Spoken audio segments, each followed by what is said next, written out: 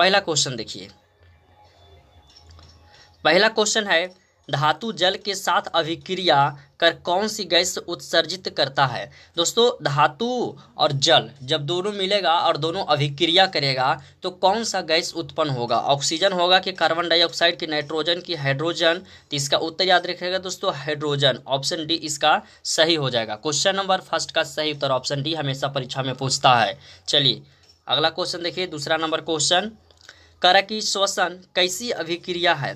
देखिए श्वसन जो है यह कैसी अभिक्रिया है, ठीक है। ऑप्शन है उपचयन अभिक्रिया, संयोजन अभिक्रिया, ऊष्माक्षेपी अभिक्रिया और ऑप्शन डी है ऊष्माशोषी अभिक्रिया। तो क्वेश्चन नंबर 2 का सही, देखिए यह जो प्रश्न है पिछले वर्ष परीक्षा में आपको पूछा है, ठीक है। क्वेश्चन बैंक आपके पास होगा दोस्तों, तो आप क्वेश्चन बैंक को उलट करके देख सकते हैं कि यह प्रश्न जो है कब पूछा है, ठीक है, और कौन कौन से साल में यह क्वेश्चन जो है पूछा है, ठीक है। इससे आपको पता चलेगा कि कौन कौन सा प्रश्न जो है कि काफ़ी महत्वपूर्ण प्रश्न है। तो 2 नंबर क्वेश्चन का सही उत्तर हो जाएगा ऑप्शन ए उपचयन अभिक्रिया। तो हम जानते हैं तो चलिए जानेंगे कि उपचयन अभिक्रिया किसे कहते हैं, ठीक है। तो जिस अभिक्रिया में ऑक्सीजन, ठीक है, जिस अभिक्रिया में ऑक्सीजन का वृद्धि हो और हाइड्रोजन का क्या हो, कमी हो, उसे हम उपचयन अभिक्रिया कहते हैं, ठीक है। तो याद रखिएगा श्वसन जो है दोस्तों इसमें ऑक्सीजन की वृद्धि होती है, श्वसन जो अभिक्रिया इसमें ऑक्सीजन की वृद्धि होती है और हाइड्रोजन का ह्रास यानी कि कमी होती है, ठीक है। तो इसे हम क्या कहेंगे, उपचयन अभिक्रिया ही हो जाएगा। तो ऑप्शन इसका ए सही हो जाएगा। अगला क्वेश्चन देखिए, क्वेश्चन नंबर 3 कह रहा है कि CuO, ठीक है, कॉपर ऑक्साइड हाइड्रोजन से अभिक्रिया कर रहा है। तो इधर बना दिया क्या, कॉपर और जल बन गया। तो यह कैसी अभिक्रिया है। तो क्वेश्चन नंबर 3 का सही उत्तर याद रखिएगा, यह रेडॉक्स अभिक्रिया है। कैसे अभिक्रिया, रेडॉक्स अभिक्रिया है, ठीक है। देखिए कॉपर ऑक्साइड और जब हाइड्रोजन यह दोनों अभिक्रिया किया तो अभिक्रिया करने के बाद कॉपर अलग हो गया और यह इस कॉपर ऑक्साइड से ऑक्सीजन हट के हाइड्रोजन से मिलकर क्या बना दिया, जल बना दिया, H2O बना दिया। यह रेडॉक्स अभिक्रिया।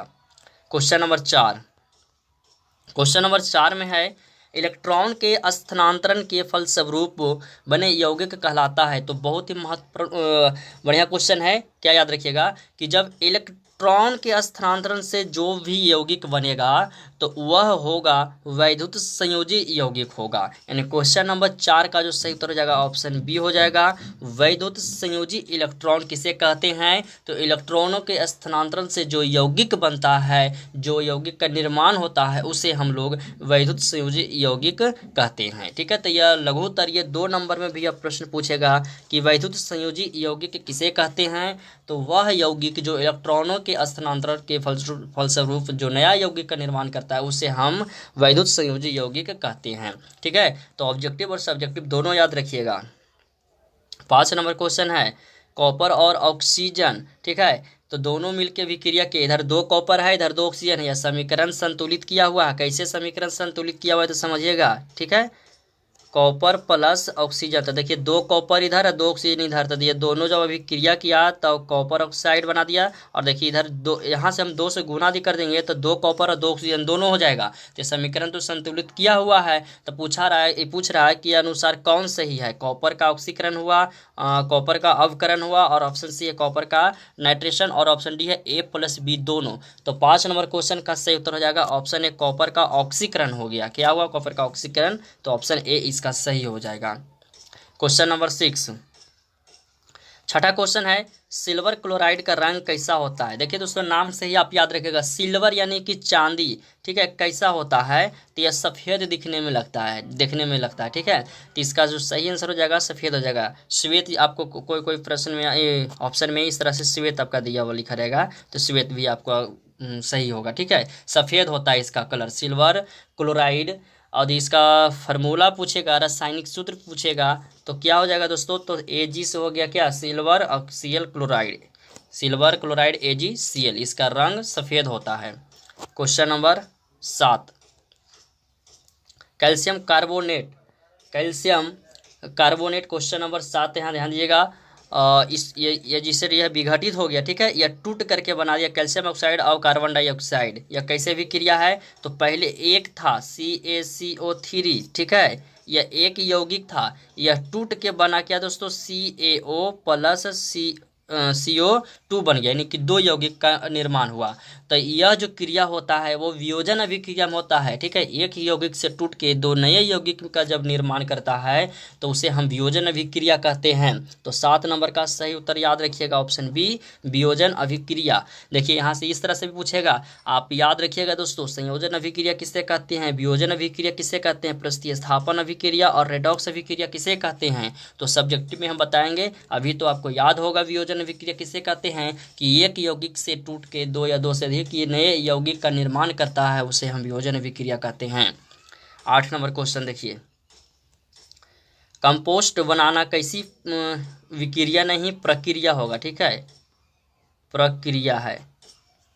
तो कंपोस्ट बनाना यह जो है ऊष्माशोषी है कि ऊष्माक्षेपी है या उभयगामी है। तो क्वेश्चन नंबर 8 का सही उत्तर क्या याद रखिएगा, ऊष्माक्षेपी अभिक्रिया। कंपोस्ट बनाना कैसी अभिक्रिया, कैसी, तो यह हो जाएगा ऊष्माक्षेपी अभिक्रिया। 8 नंबर क्वेश्चन याद रखिएगा। 9 नंबर क्वेश्चन देखिए, 9 नंबर क्वेश्चन है कि लेड नाइट्रेट का रासायनिक सूत्र आपसे पूछेगा परीक्षा में, याद रखिएगा PbNO3 का होल 2, ठीक है।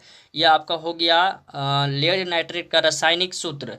तो जब लेड नाइट्रेट का हम गर्म करने पर, जब गर्म करेंगे तो कौन सा उत्पादक जो है वो प्राप्त होगा। तो दोस्तों जब लेड नाइट्रेट यानी PbNO3 का जब हम गर्म करेंगे तो जो उत्पादक के रूप में जो प्राप्त होगा वो क्या प्राप्त होगा। तो इसका सही उत्तर में याद रखिएगा नाइट्रोजन डाइऑक्साइड, ठीक है। नाइट्रोजन डाइऑक्साइड और ऑक्सीजन दोनों प्राप्त होगा, यानी कि ऑप्शन डी इसका सही हो जाएगा क्वेश्चन नंबर 9 का।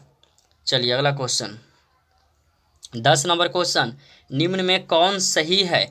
देखिए यह क्वेश्चन आप सभी के लिए है। ये चार आपका रासायनिक सूत्र दिया गया है, ठीक है, और आपको बताना है कि इनमें से कौन सा रासायनिक सूत्र सही है और उसका नाम क्या, रासायनिक नाम क्या है।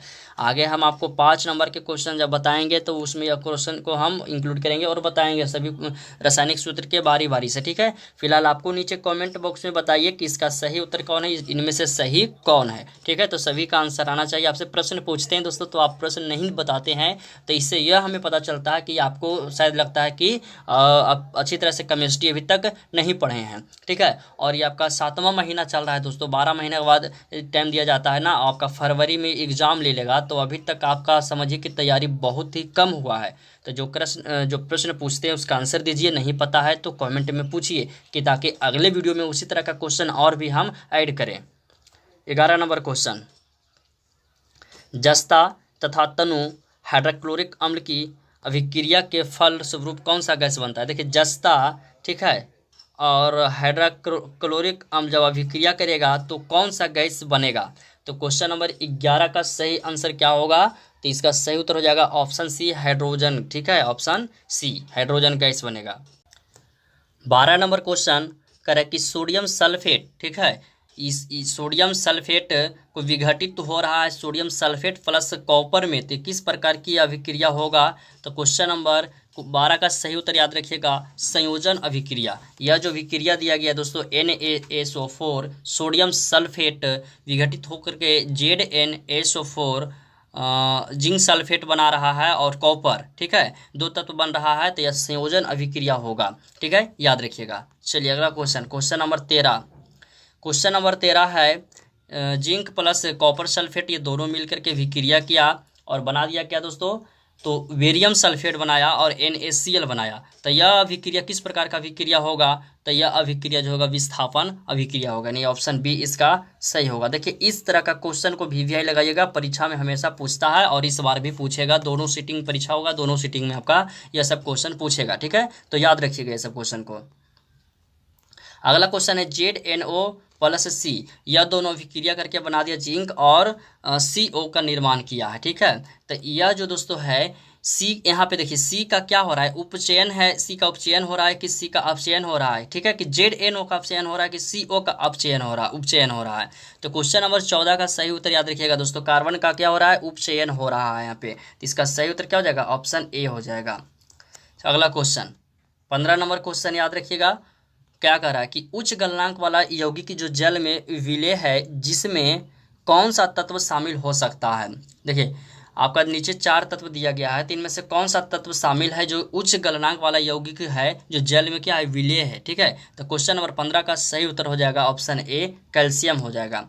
क्या हो जाएगा, कैल्शियम हो जाएगा, जो जल में विलेय है और यह उच्च गलनांक वाला भी तत्व है। तो यहाँ से 2 क्वेश्चन पूछेगा, सिर्फ पूछेगा निम्न में से कौन उच्च गलनांक वाला तत्व है, तो कैल्शियम।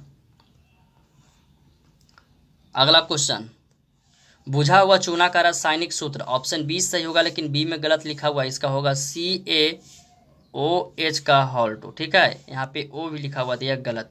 तो याद रखिएगा, बुझा हुआ चूना का रासायनिक सूत्र क्या होता है, CaOH का हॉल 2 कैल्शियम हाइड्रोक्साइड, इसका हो गया रासायनिक नाम हो गया। तो याद रखिएगा दोनों का। 17 नंबर क्वेश्चन है, सर्वाधिक अभिक्रियाशील वाला धातु कौन है। तो दोस्तों सर्वाधिक अभिक्रियाशील वाला जो धातु है वो आपका हो जाएगा सोडियम हो जाएगा। ये जल से अभिक्रिया करके विस्फोट के साथ यह फटता है। ठीक है, इसका प्रैक्टिकली वीडियो आप यूट्यूब पे देख सकते हैं। ठीक है, तीसरा से ये जो है वो अधिक अभिक्रियाशील धातु है, कौन, तो सोडियम। इसे हम चाकू से भी काट सकते हैं। तो यह भी प्रश्न पूछेगा, निम्न में से किस धातु को चाकू से काटा जा सकता है, तो सोडियम को चाकू से काटा जा सकता है। ठीक है, चलिए अगला क्वेश्चन, और भी धातु है जिसे चाकू से काटा जा सकता है, यदि आपको पता है तो बता सकते हैं, नहीं तो हम आगे बताएंगे। उपचयन वह प्रक्रिया है जिसमें होता है, देखिए उपचयन वह जो प्रक्रिया है जिसमें ऑक्सीजन का योग होता है और हाइड्रोजन का वियोग होता है, यानी कि हाइड्रोजन का विनाश होता है, बोले तो उसको हानि होता है, और इलेक्ट्रॉन का त्याग होता है उपचयन अभिक्रिया में। तो इसका सही उत्तर तो हो जाएगा ऑप्शन डी हो जाएगा, ऑल हो जाएगा, है ना। इसका सही उत्तर क्या हो जाएगा, ऑल, यानी कि ऑप्शन डी होगा। 19 नंबर क्वेश्चन कह रहा है कि कितने ऑक्सीजन का, कितने नहीं, यहाँ किस में ऑक्सीजन का ह्रास होता है, तो उपचयन, अपचयन, संक्षारण और ऑप्शन डी इनमें से कोई नहीं। ह्रास यानी कि नाश होता है। ठीक है, तो ऑक्सीजन का नाश किस में होता है, तो इसका सही उत्तर हो जाएगा अपचयन अभिक्रिया में। उपचयन में तो योग होता है, ऑक्सीजन का जुड़ता है, और हाइड्रोजन उसमें क्या होता है, तो कमता है। तो अपचयन में क्या होगा, हाइड्रोजन जुटेगा और ऑक्सीजन कमेगा। अगला क्वेश्चन 20 नंबर क्वेश्चन है, संकेत एवं सूत्र के द्वारा अभिव्यक्त रासायनिक अभिक्रिया क्या कहलाती है। देखिए, संकेत और सूत्र के द्वारा जो रासायनिक अभिक्रिया को अभिव्यक्त किया जाता है तो उस अभिक्रिया को क्या कहते हैं, रासायनिक समीकरण कहते हैं। तो 20 नंबर क्वेश्चन का सही उत्तर हो जाएगा ऑप्शन बी, रासायनिक समीकरण। आप सभी लोग बताइए कि 20 प्रश्न में आपको पहले से कितना सही था, नीचे कमेंट बॉक्स में बताइएगा। वीडियो पसंद आए तो लाइक कीजिए, चैनल को सब्सक्राइब करके बेल आइकन को दबा लीजिए ताकि नया वीडियो इसी तरह का जब भी अपलोड किया जाए तो उसका नोटिफिकेशन आपको टाइम से मिलता रहे। और इसका PDF दोस्तों आप सभी टेलीग्राम पे ज्वाइन कीजिए, टेलीग्राम पे PDF हम सेंड कर देंगे जहां से आप लोग डाउनलोड कर पाएंगे। ठीक है, मिलते हैं अगले क्लास में।